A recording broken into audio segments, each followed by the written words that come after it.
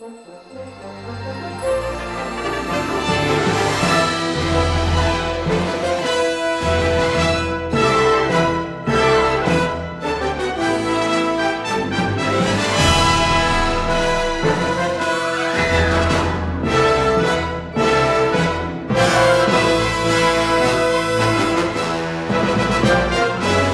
and welcome to the official Star Wars The Old Republic podcast. I'm Brooks Guthrie. And I'm Eric Musco. And on today's episode, we sit down with Damian Schubert and Daniel Erickson to talk about Game Update 1.2 and some of the exciting things coming in Game Update 1.3. And we also talked to David Bass about PAX East and all the exciting conventions we're going to be going to later this year.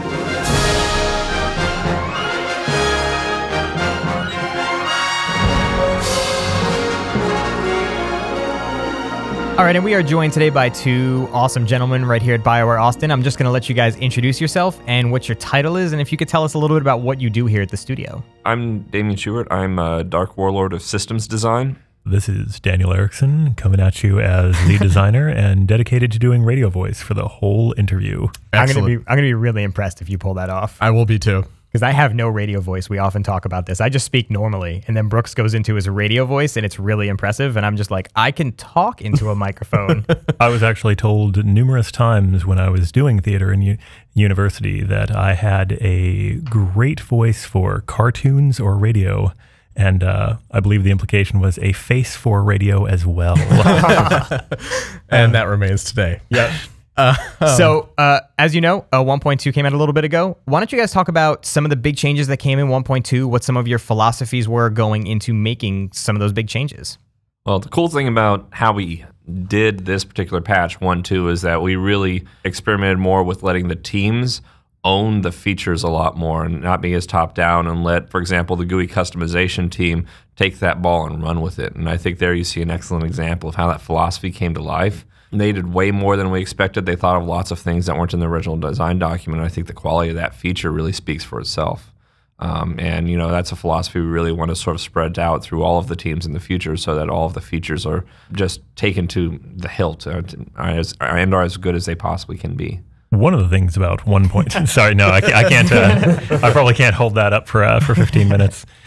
The Legacy was obviously the big piece for 1.2 that we were excited about, and Legacy had been in the works forever. I went back and looked at original design docs, you know, when we had 8 pages with the entire really high-level design pitch, and it's got my really, really bad little family tree. One of the things that was always really hard for us was that it involved so many of our systems coming together and working together and playing nicely that it took a lot more work than we thought in the very last minute to pull it all together. But it was beautiful to see it actually come out.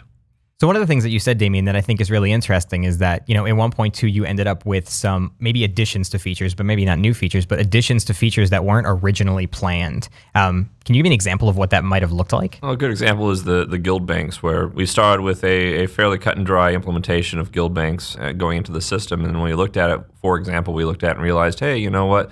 Logging all of the cache events as separate log entries just really sucks for a lot of reasons. It pushes out all of the events of somebody looting your guild bank because we can only store so many messages. It's also impossible for you to tell how much people are actually contributing because you can't get every possible log message. And so the team took it upon themselves to add the guild ledger, which is a simple idea, but also, you know, one of those small ideas that just makes the whole system so much easier and so much better to use. And it's so much easier for a guild master to observe what's going on inside of the guild and to figure out who the deadbeats are.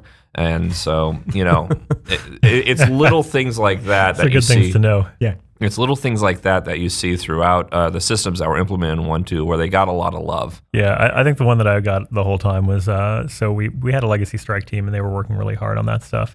And they just added a bunch of stuff that basically, if you heard giggling from over there, especially if you heard some very distinctly William Wallace giggling, then, you know, you go over there and you go, hey, what are you going on? Like, look, rocket boots. Oh, the rocket boots. And I'm like, what are you doing? What are you doing with rocket boots? And they're like, we're going to put in rocket boots. And I'm like, I don't remember anything in the design. And they're like, rocket boots. I'm like, all right. That was a William Wallace special. Yeah, the rocket boots. We would like to personally thank William Wallace then for the rocket boots. Yeah, rocket. Well, awesome. I'm not sure that's the great thing about strike teams. I'm not sure where that originated on that team, but that definitely came out of Will's team, as did the unarmed brawling game, which was another one that I just showed up one day and they said, look what we can do. And I'm like, okay.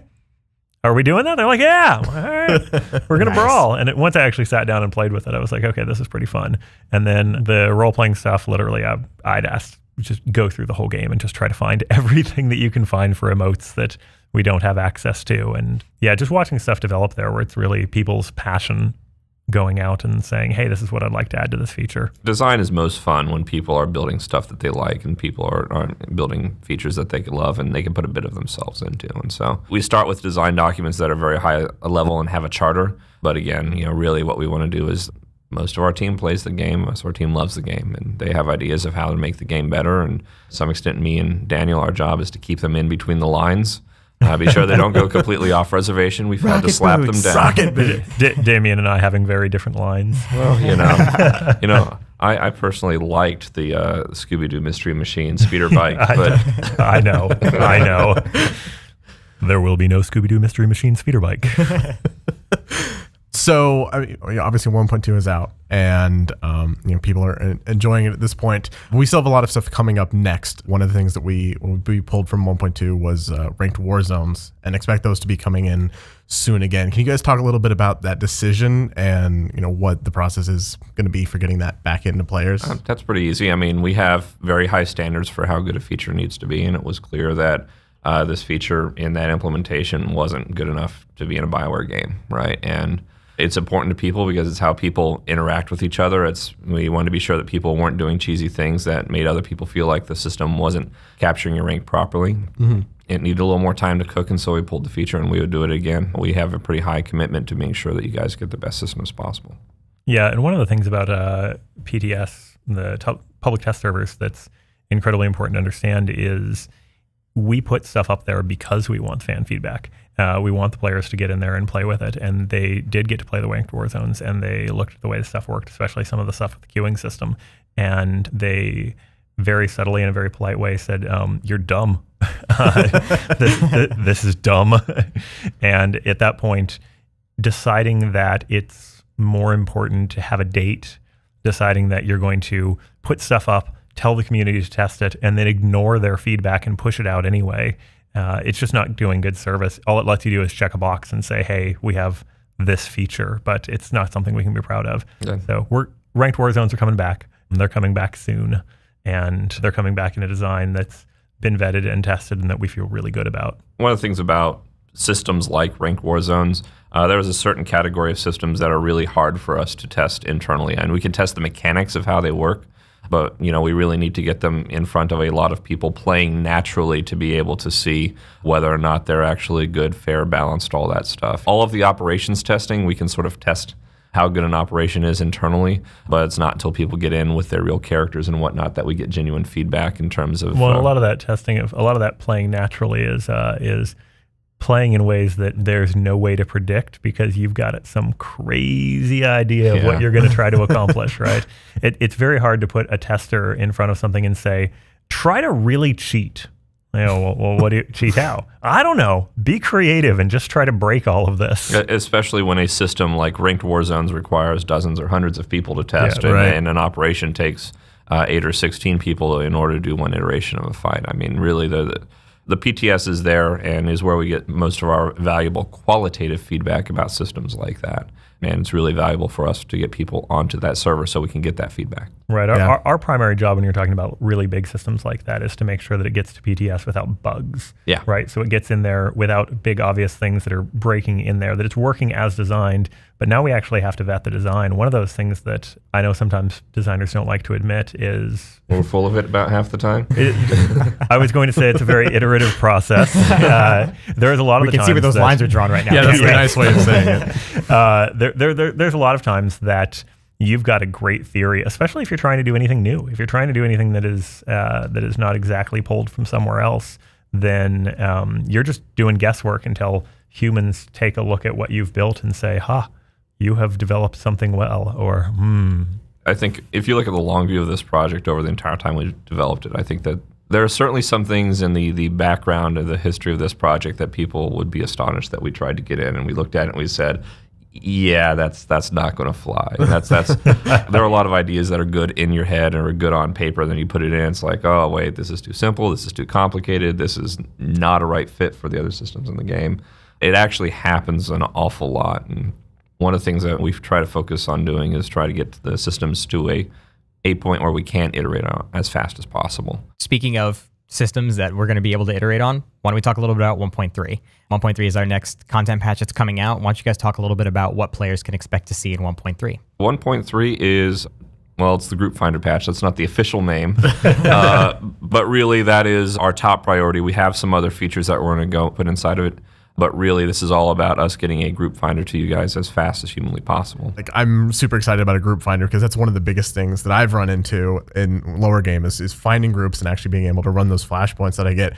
For players who've maybe never used a group finder before, and I know we have plenty of those, what is that actually going to look like in game? It's fairly simple. And basically what we want to do is to give you a really simple front end that you can use, as well as give you the ability to fine-tune your choices a little more. So the really simple approach is that you open the group finder, you choose what role, tank, heal, or DPS that you're willing to fulfill, and you can choose multiple if your class can fill multiple, and then you choose what kind of content that you want to do, and that content's going to be flashpoints, heroic flashpoints, operations, although story mode operations only for now, and then world content, the planetary content, where you basically can say, I want to quest on Belsavis.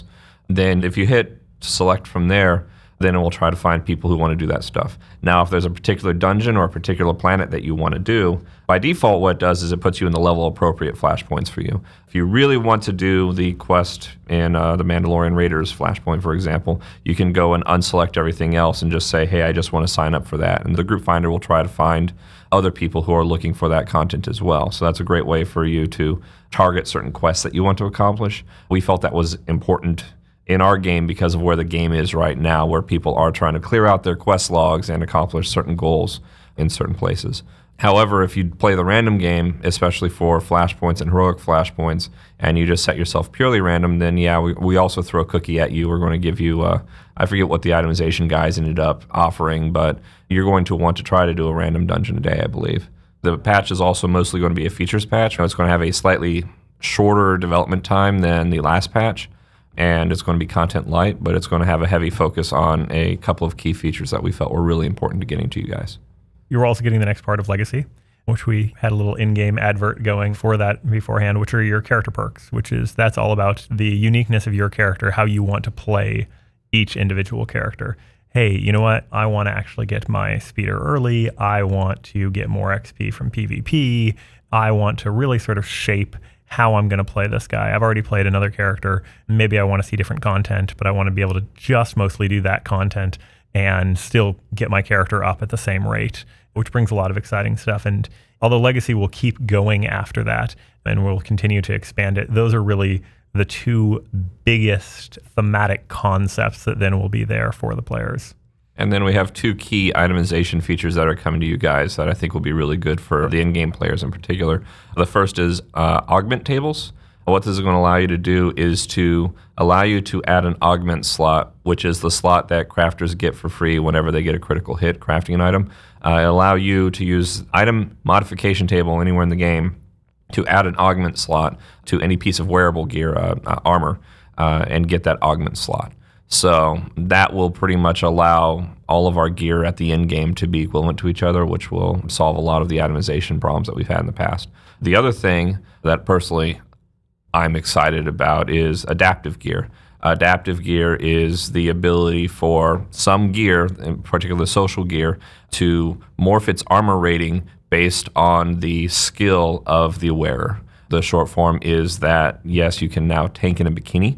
I know that's important to some people. It also means that things like the pilot outfit, the sand trooper, the sand person outfit, all those things in particular on the social vendors, as well as the armor on the collector's edition vendors and the security vendors, all of that stuff will be able to be worn at in-game, especially when you combine it with the augment table technology. So how does one exactly role play a body type for Sith Warrior Juggernaut tanking in explosive content? Does anyone know how that goes? I think you just explained it. That sounds. Did you just refer to the bikini as explosive content? I may have, and I think that's how we explain it. I think it's self-explanatory. Yeah. So basically, it seems like you're making the changes towards basically allowing a player to look however they want to accomplish any goal they want to. I mean, if someone wants to tank in a bikini, some people want to tank and look like their Darth Vader fantasy of just being in tons of armor and being able to take a lot of hits.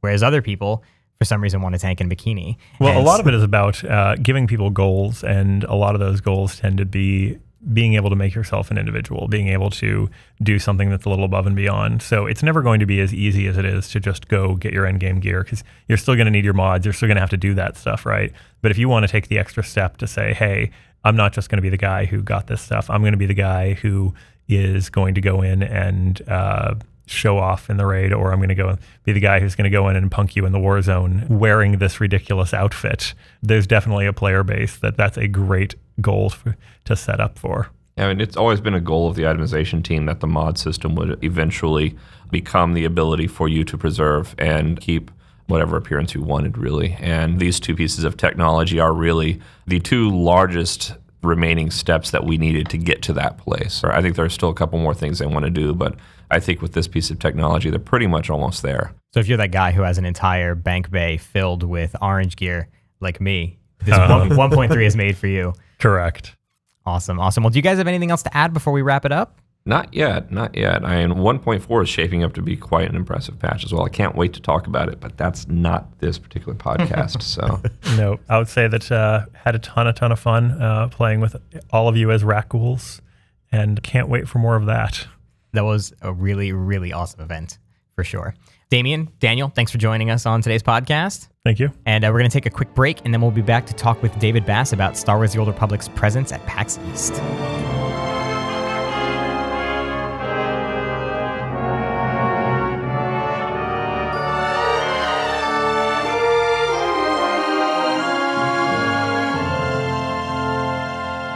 And we are back and joined by Senior Tauntaun Manager David Bass. I'm kidding. That's a title he wanted. So, David, introduce yourself. We had a junior Tauntaun manager, but unfortunately, we ran into some complications on Hoth. So why don't you tell everybody a little bit about what you actually do? I'm this one of the senior community coordinators here. Mostly I focus on what we call external community. So fan sites, guilds, any websites that really cover our stuff is mostly where you'll find me typically. And I also run a lot of the events that we do around the world each year. And that is a perfect transition as to why you are here today. Tell us a little bit about what we brought to PAX East this year.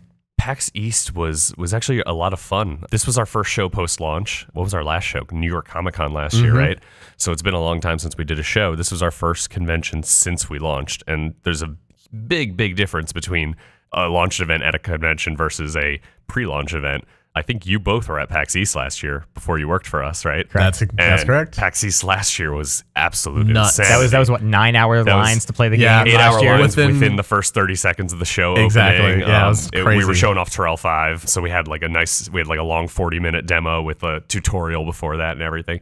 Big epic experience, lots of people excited. And now that the game's launched, it calms down a little bit more. We still get a lot of foot traffic at the booth. We still get a ton of people coming, but now these guys are actually players. They're not people who are like, oh man, I'm so excited. I can't wait till this game comes out. It's like, oh man, the game's out. I'm having a great time. Here, I got tons of questions. I got like a lot of things to say about the game. I want to come and hang out. So the booth kind of shifted this year from more of like a presentation crazy, like, oh man, we're awesome, epic thing, to like, hey, let's have a community style booth. Let's have everyone come hang out. Let's have everyone just chill out with us. We basically had a part of the booth that was showing off Game Update 1.2 because it was about a week before the update came out, so people could just walk up and play. But the other half of the booth we called the Community Lounge, which was basically a bunch of chairs and sofas where anyone could just come and hang out, plop down, drop their stuff, sit and talk. And then we had a lot of the developers just hanging out there the whole weekend.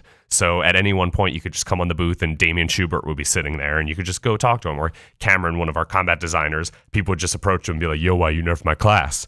And then he would be happy to explain to them exactly why he nerfed their class. Or why, in fact, that nerf was actually a buff. Right. And so one of the big appeals, of course, Senior Tauntaun Manager this year, was our Taunfaun pet that we were giving out at the booth. Why don't you tell everybody a little bit about the Taunfaun and if they'll be able to get it anywhere else this year? The Taunfaun is a event-exclusive item. It's a special baby Tauntaun. There's a couple other baby Tauntauns in the game right now that you can get through a variety of different methods, but he's a little black and white speckled Tauntaun. Who is adorable. He is adorable. And we gave out a bunch of codes at PAX for anyone who stopped by the booth to grab one, but we'll also have that Taunfaun with us at all the other events this year, so you can just any show, anywhere. Check our events page. I mean, speaking of events, go to the website, but obviously, David, I'm sure you know exactly where we're going to be this year. What is coming up next in terms of big events for Star Wars? We announced a couple events for the year so far. I don't know if that's all of them for the year, but we will be at E3 in June. We'll have more details on that when the time comes. After that, our next public show is going to be San Diego Comic-Con, which is in San Diego, if you weren't aware. But we'll be there like we were last year. And then after that is Gamescom, which is in Cologne, Germany. And then after that is Star Wars Celebration, which I am so excited about. Star Wars Celebration is going to be awesome this year. I've never been. Most of us haven't been, I don't think. It's a convention that happens once every 2 years, and it's just all things Star Wars. It's an actual Lucasfilm convention, and just Star Wars fans from around the world come together in Orlando to just hang out and talk about their love of Star Wars for a couple days. So we're really excited, and we're planning to do some really cool stuff there. I'm actually looking at a board of ideas right now. It's pretty awesome. Oh, yeah. That's I forgot true. to erase that. Yeah, but we got a lot of cool ideas in mind for what things we want to do at Celebration. I know they still have tickets left, so if anyone wants to go, you should definitely drop by the Celebration website and pick up some tickets because we're going to be doing some really fun stuff there. Sure. And I know a lot of people had questions about the Ton Fawn post PAX East, about if there was any other ways to get it. And now just stop by any of our shows. We'll be all over the country in various places, and make sure to stop by the booth, and we'll happily hand you your very own Ton Fawn. Yeah, we got codes, and just find a BioWare employee, and we'll have codes for you. Now, I heard a rumor at PAX East that there was some kind of false. dance contest that occurred. Okay, that was true. Well, we once you kind of run on a very little sleep after a couple days, you start trying to entertain yourselves by making people do silly things for rewards. I think Allison Bridge, was it the first day or the second day? Every day. It was actually. every day. Yep, Yeah, every she day. just decided we were going to do a Baby Tauntaun dance-off party. So we scheduled it a couple times a day, and we had people get up on stage and show us their best Tauntaun dance. And then we gave them prizes based on who won each time. And it was amazing. I think that should be a tradition this year. But by yeah. far the best was, I think there was a 7-year-old. I think his name was Zach, if I remember. But there was like a 7-year-old that did it on the last day, and he just tore it up. The whole crowd just went crazy. And as soon as the 7-year-old walks up on stage, you're like, well, I know who's going to win this one. Right. Right. But Right. he just went all out crazy with the Tauntaun dance. So moral of the story, if you're planning on coming to an event for us this year, make sure to practice your Tauntaun dance ahead Don't of be time. surprised if we make you do things for Right. a Yep. code. Yes. Yep. All right, David, thank you for joining us. Do you have anything else you would like to add? We're just really excited to see all the players at all these events this year. So come on out to any of the cities. Like I said, check that events page, and we'll be happy to meet up with you and chat and buy you a drink And hand you a Tauntaun. and hand you a Tauntaun or 3. All right, thank you, David. Thank you.